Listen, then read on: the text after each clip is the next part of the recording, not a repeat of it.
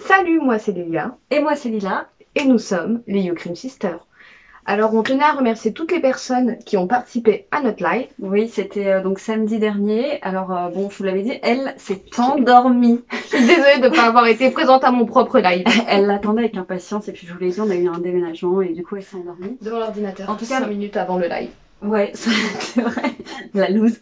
Oui. En tout cas, franchement, c'était génial, c'était dans le respect, c'était incroyable. J'ai pas eu à supprimer un seul message et j'ai vu tous vos messages d'encouragement, etc. C'était juste extra, c'était juste extraordinaire et j'espère la prochaine fois être présente à mon propre live. Ouais, voilà. Franchement, vous êtes une communauté rêvée.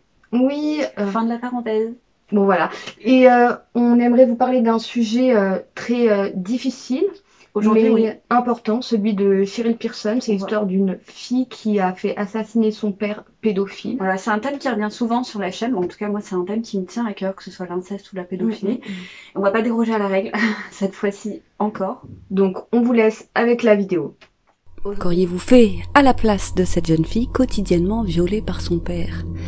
L'auriez-vous, vous aussi, tué? Aujourd'hui, la triste histoire de Cheryl Pearson.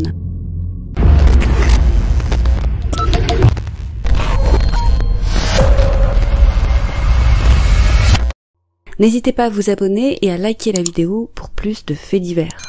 Cheryl est une jeune fille élevée dans une banlieue tranquille de Long Island. Sa mère est mère au foyer et son père électricien. Sa mère est une femme très douce, alors que son père, c'est tout le contraire. Il est très strict et dominant. Il fait régner la terreur dans la maison. Si son père passe beaucoup de temps à pratiquer des activités sportives avec le frère de Cheryl, il ne se soucie guère d'elle. Ils ne sont pas très proches. Il lui fait peur et elle fait tout pour passer le moins de temps possible avec lui. Et un jour, les choses basculent pour la pauvre enfant. Sa mère est touchée par une maladie sanguine rare qui l'oblige à être régulièrement hospitalisée. Cheryl devient alors la femme de la maison. Elle va à l'école la journée, puis une fois les cours terminés, elle rentre aider ses grands-parents et avec l'absence de sa mère, elle devient une véritable figure maternelle pour sa petite sœur.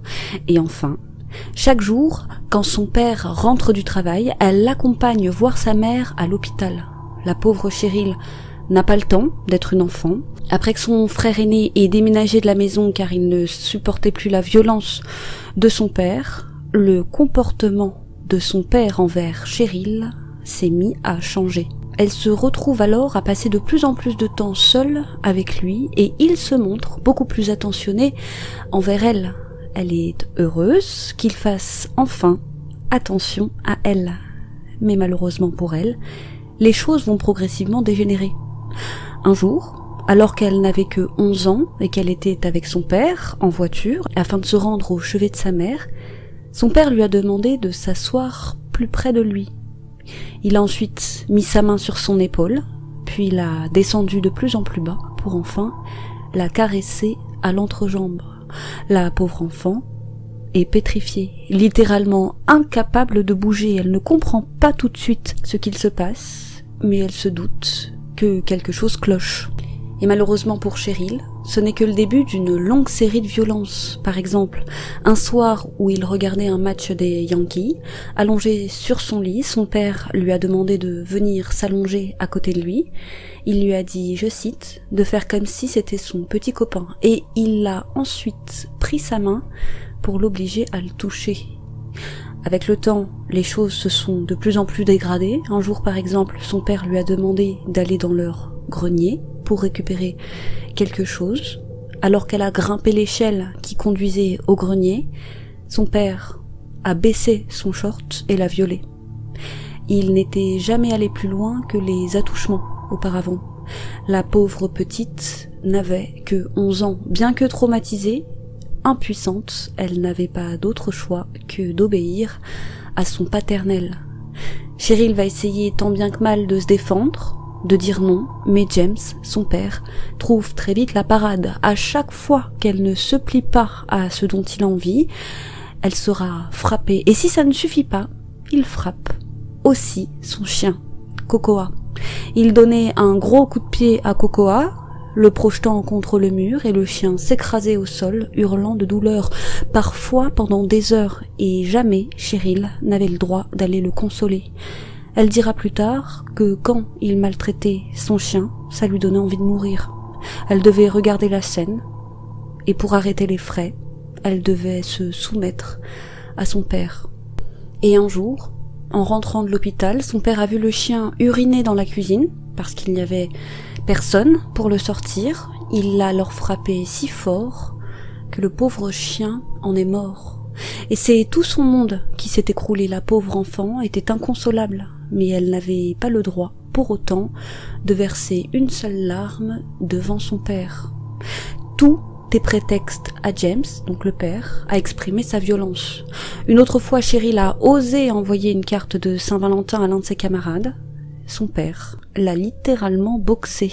La pauvre petite arrivait souvent avec des ecchymoses à l'école, mais ça n'avait l'air de déranger personne, et surtout pas le personnel enseignant.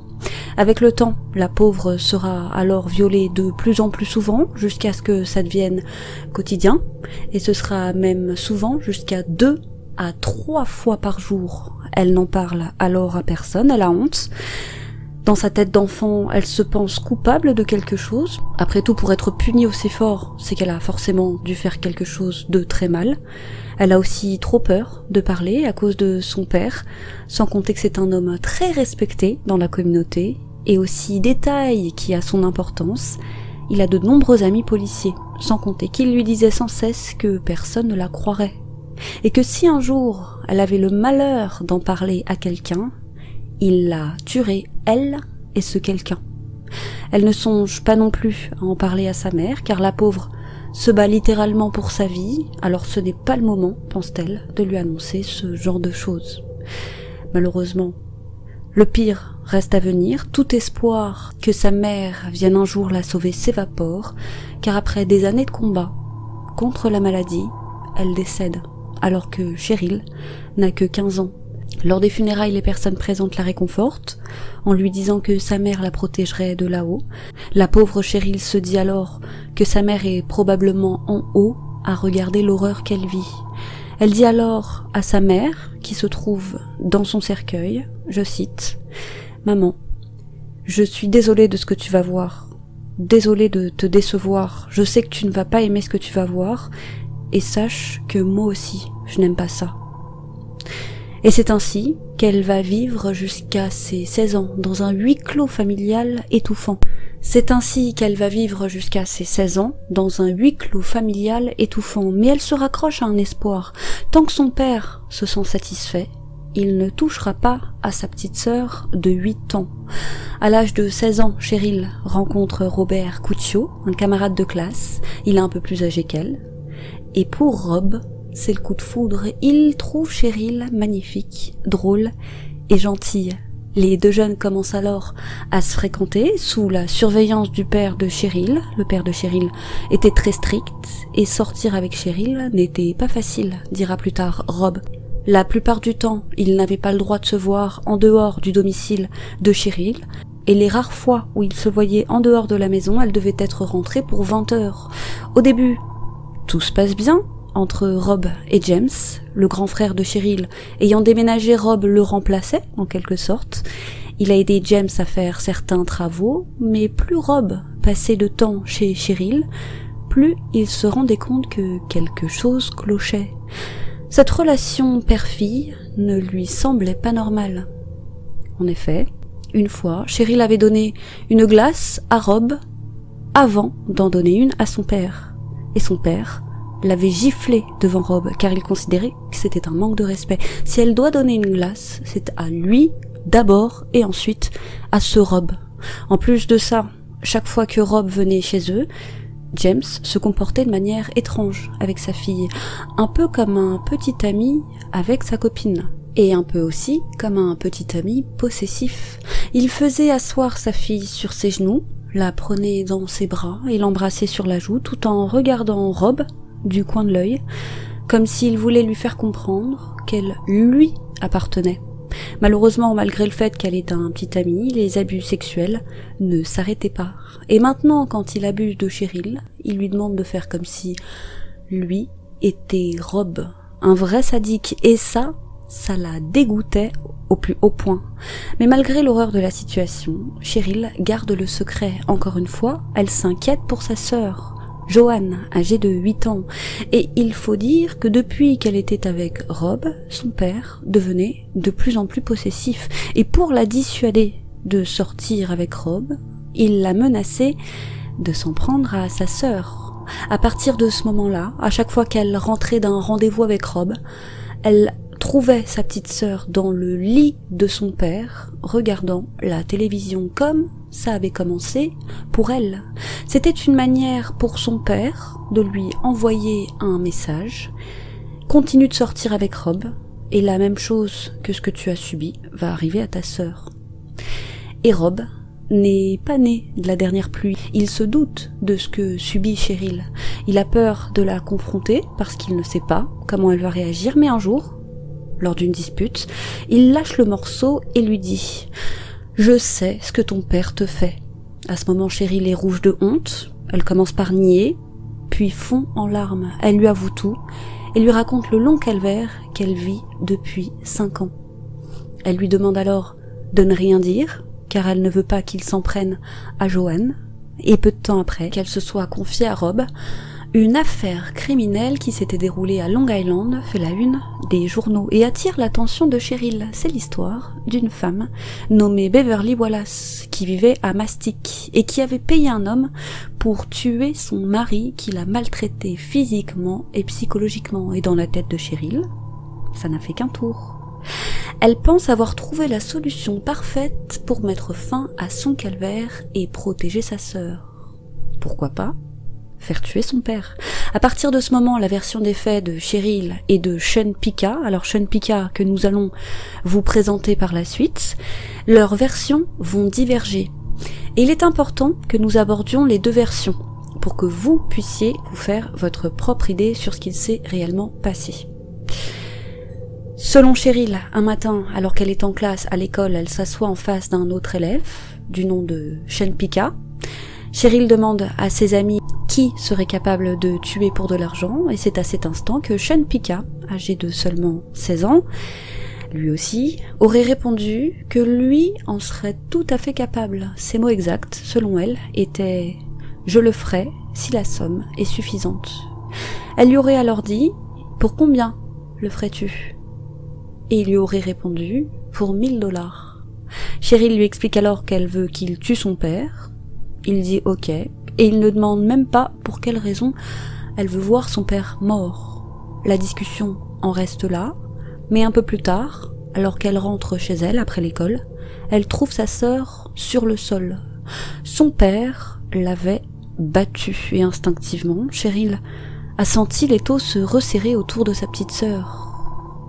Bientôt, ça allait être son tour. Aujourd'hui, elle est battue et demain, elle sera violée. Et c'est à ce moment précis qu'elle a vraiment décidé qu'elle allait tuer son père, ou plutôt le faire tuer. Elle parle à son petit ami Robert de son funeste projet. Quand Rob apprend ce que Cheryl veut faire, il tente de l'en dissuader, lui propose de s'enfuir avec elle.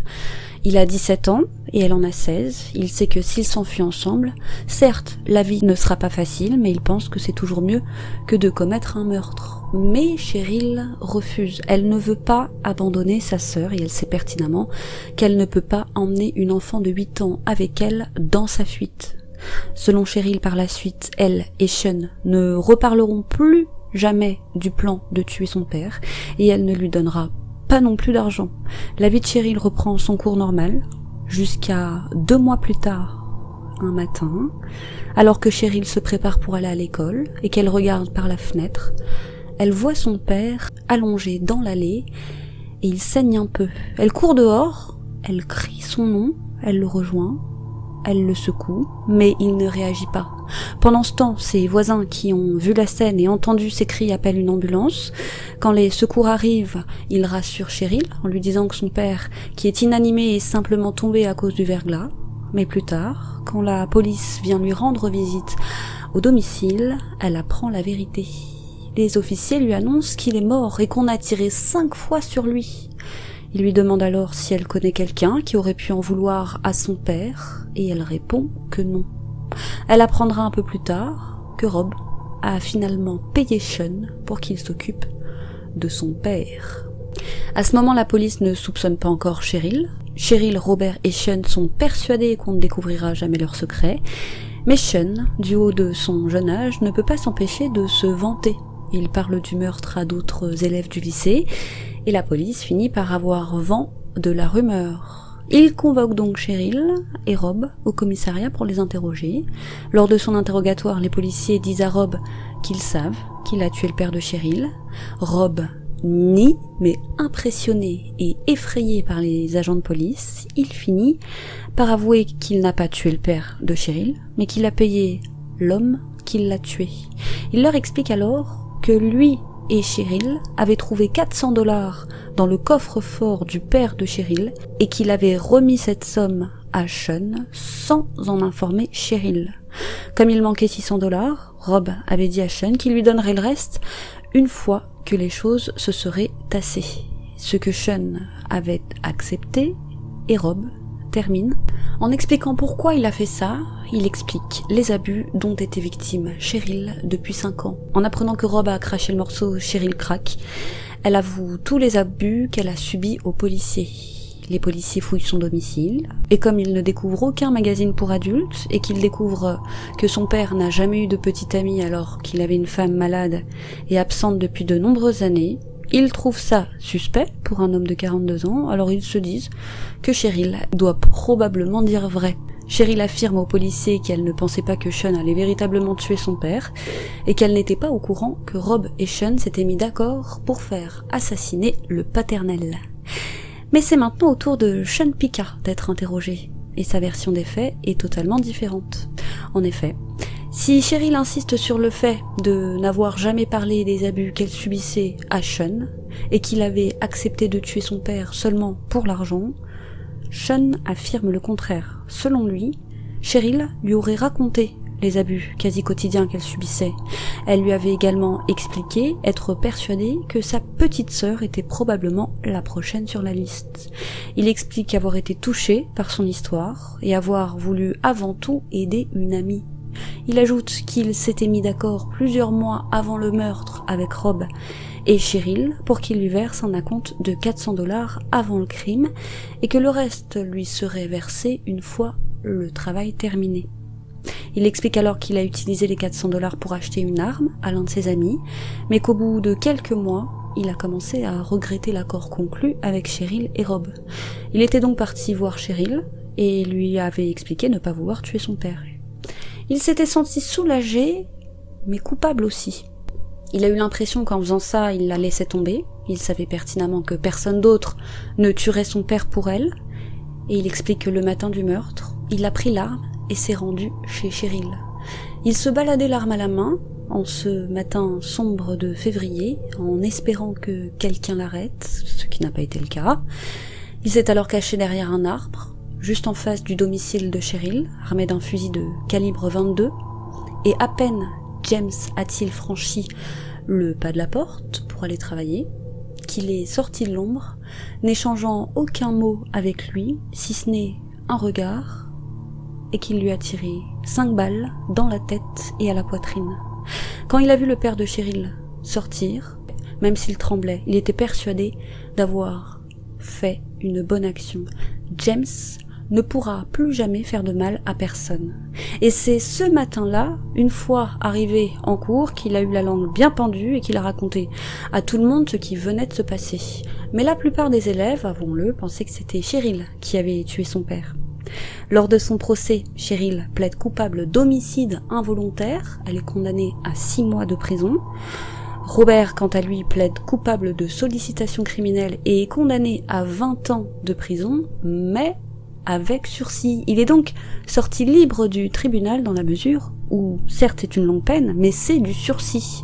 Quant à Sean, qui a plaidé coupable d'homicide involontaire, il écope d'une peine de 24 ans de prison ferme. Et ce verdict va en choquer plus d'un. Comment Cheryl et Rob peuvent prendre aussi peu, alors qu'ils sont les instigateurs du crime, par rapport à Sean? Pour beaucoup, il aurait été plus logique que leur peine soit plus ou moins similaire, qu'elle soit lourde ou légère. En tout état de cause, ce n'est pas Sean, en prison pour une grande partie de sa vie, qui va empêcher Rob et Cheryl de profiter au mieux de leur nouvelle liberté. Cheryl sera libérée pour bonne conduite après 3 mois et demi de prison seulement. Le jour de sa sortie, le 18 janvier 1998, son petit ami, Rob, son frère aîné James Jr. et leur ami Greg l'attendaient tous les trois devant la prison de Suffolk pour l'accueillir avec une belle limousine blanche. Elle dira plus tard que c'était l'un des plus beaux jours de sa vie. Le soir même, Robert demande Cheryl en mariage, et bien évidemment elle accepte. Mais malheureusement pour Cheryl, les choses ne se sont pas arrêtées là. Une fois libérée de prison, comme elle n'avait que 16 ans, un juge a confié sa garde à sa grand-mère paternelle. Et la vie chez elle sera misérable pour Cheryl, car sa tante et sa grand-mère n'ont jamais digéré ce qu'elle avait fait à son père.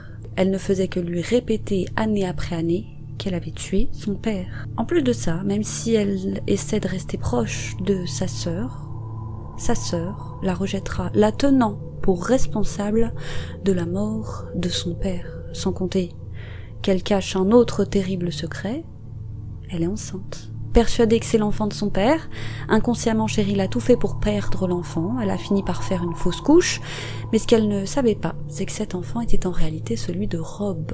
Heureusement pour elle, le couple qu'elle forme avec Rob est solide, ils ont fini par se marier et ont eu 2 filles. Ils auront leur première fille de 3 ans après le drame, qu'ils nommeront Samantha, et 3 ans plus tard leur deuxième fille, Cassie. À ce jour, Robert et Cheryl sont toujours ensemble. À 45 ans, le jour de l'anniversaire de Cheryl, Rob fera une crise cardiaque. Les médecins ont alors dit à Cheryl qu'il n'avait plus de pouls. Elle a prié avec ses filles et le cœur de Robert est reparti un peu plus tard et elle a dit « Rob m'a sauvée, puis je l'ai sauvé et maintenant nous voulons sauver d'autres personnes ». C'est pour cette raison que Cheryl a écrit un livre retraçant son histoire, inceste, meurtre et miracle. Et sur la couverture, il y a une photo de Rob et Cheryl traversant un tunnel pour symboliser que malgré les épreuves, il faut continuer à avancer et que l'on peut s'en sortir et avoir une belle vie. Quant à Sean, en arrivant en prison à l'âge de 16 ans, il était pire qu'effrayé.